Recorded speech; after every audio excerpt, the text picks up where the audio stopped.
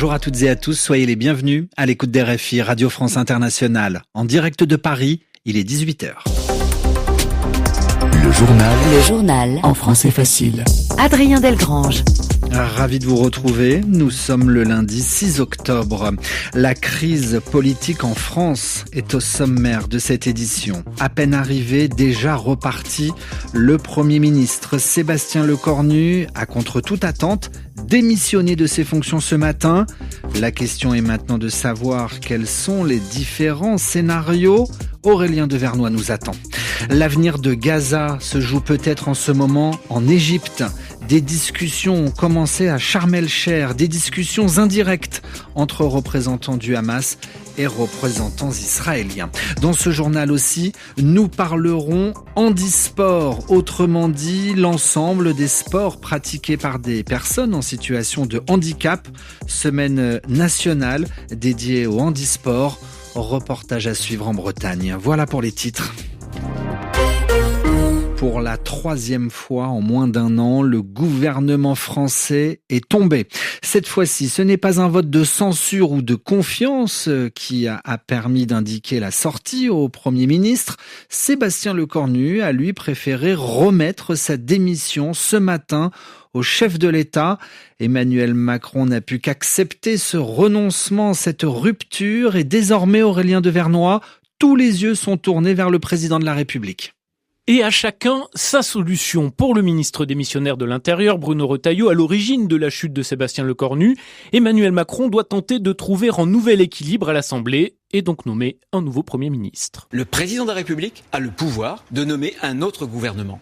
C'est à lui de choisir. Ce n'est pas moi qui ai engagé la France dans cette dissolution du mois de juillet 2024. Un avis partagé par les socialistes, écologistes et communistes qui plaident pour que le président les choisisse. Mais pour la chef de file du Rassemblement national, Marine Le Pen, le chemin le plus simple s'appelle la dissolution de l'Assemblée. Il faut arrêter les ministres, ministres de droite, ministres de gauche, etc. On arrête. On retourne aux urnes. Et ce sont les Français qui vont décider. Une option que beaucoup anticipent et craignent, ce serait une erreur pour la France insoumise.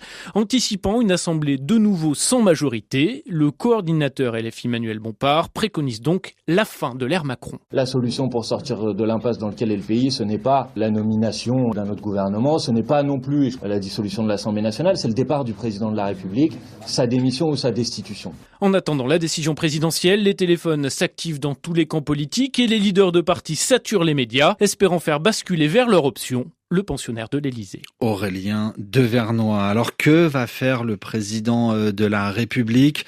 Dissoudre une assemblée figée en 3 blocs, comme le demande le Rassemblement national, démissionner, comme le voudrait la France insoumise, ou nommer un Premier ministre de gauche, comme le réclament écologistes et socialistes, ou encore faire appel à une personne non marquée à la tête d'un gouvernement plus technique. Sachez que nous en débattrons ce soir autour de Romain Ozoui dans un peu plus d'une heure. Alors que Sébastien Lecornu s'est entretenu ce matin avec le président de la République avant d'annoncer sa démission, le Premier ministre démissionnaire est retourné cet après-midi à l'Élysée.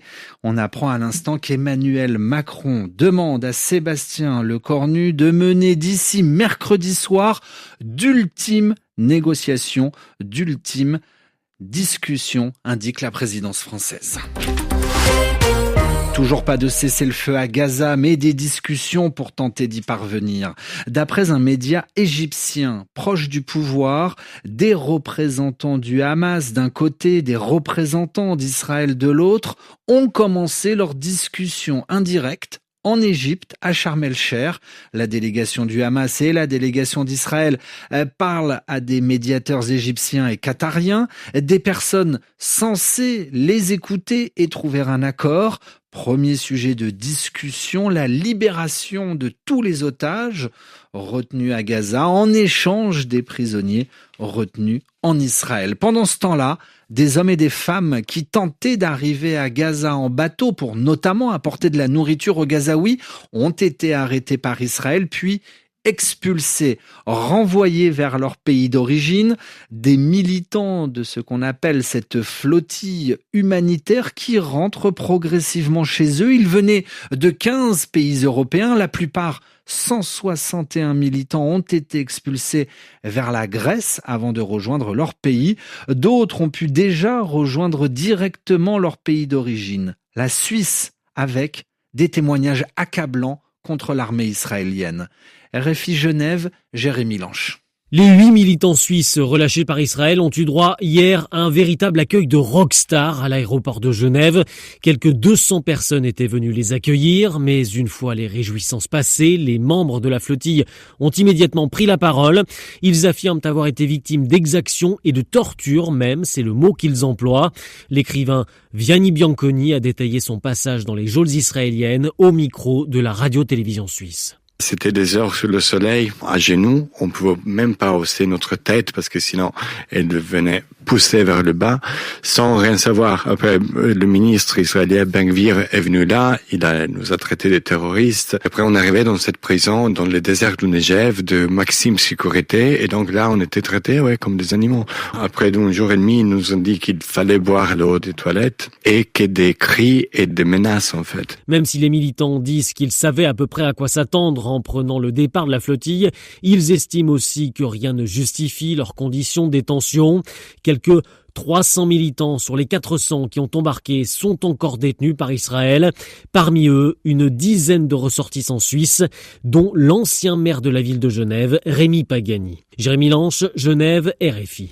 18h06 à Paris, l'Iran ne reproche plus rien à Lennart Monterlos. Ce jeune homme de 19 ans à la double nationalité, française et allemande, a été acquitté par un tribunal iranien. C'est-à-dire qu'il a été innocenté. Lennart Monterlos serait à l'heure actuelle à l'ambassade de France à Téhéran pour un retour rapide à Paris. Parti faire un tour du monde à vélo, il avait été arrêté à Bandar Abbas, dans le sud de l'Iran, le 16 juin dernier. Il était jusque-là accusé d'espionnage. Eux sont toujours accusés d'espionnage et sont toujours retenus en Iran. Jacques Paris, Cécile Kohler, nous avons des perspectives solides de pouvoir les faire rentrer dans les prochaines semaines, a déclaré ce matin le ministre des Affaires étrangères, Jean-Noël Barrot, chez nos confrères de France Inter. L'Iran et la France indiquent que des discussions sur la libération de 2 citoyens français, Jacques Paris, Cécile Kohler, détenus par Téhéran, progressent. Une éventuelle libération en échange de la libération d'une ressortissante iranienne détenue par Paris. Le journal en français facile. L'actualité française marquée aussi par cette semaine nationale dédiée au parasport. Le parasport désigne l'ensemble des sports pratiqués par les personnes en situation de handicap. L'équipe de France de parasurf est réunie en ce moment en stage en Bretagne, à la Pointe de la Torche. C'est un célèbre spot, un lieu réputé pour ses vagues. Reportage Guillaume Thibault. Bienvenue sur cette Open de France. Des séries de vagues d'1,50 m, un grand soleil et une eau à 15 degrés. Malgré le froid, Céline Rouillard n'attend qu'une chose, surfer. Double championne du monde par équipe, atteinte par une sclérose en plaques, la sportive avait des difficultés pour marcher lorsqu'elle a découvert le surf il y a 10 ans. Ça a été thérapeutique pour moi et puis cerise sur le gâteau, la compétition est arrivée. Et puis voilà, avec les copains, avec toute l'équipe, une intégration sociale et au niveau psychologique, c'est hyper important. C'est une aventure extraordinaire. Capitaine de l'équipe de France de parasurf, Éric Dargent pratique son sport avec une prothèse à la jambe. Sa fierté, voir, comme pour les valides, tous les aspects de son sport évoluer pour améliorer la performance. Essayer d'aller toujours plus loin, d'avancer, que ce soit avec la prothèse, la planche de surf qui est adaptée, même le coaching qui devient adapté au handicap aussi. Donc de vivre tout ça ensemble, c'est fort. Éric Dargent a poussé Cynthia Gonzalez à se mettre à l'eau en 2023. Une jambe en moins suite à un accident de moto. Comme une renaissance, le surf, le sport de haut niveau, la mer sont désormais au cœur de sa vie. Quand on est dans l'eau, on a moins d'handicap. Il n'y a pas la contrainte de la terre, le poids du corps. Voilà, on est sur la vague et on surfe, comme on pourrait surfer sur la vie. Et c'est avec cette magnifique phrase que se referme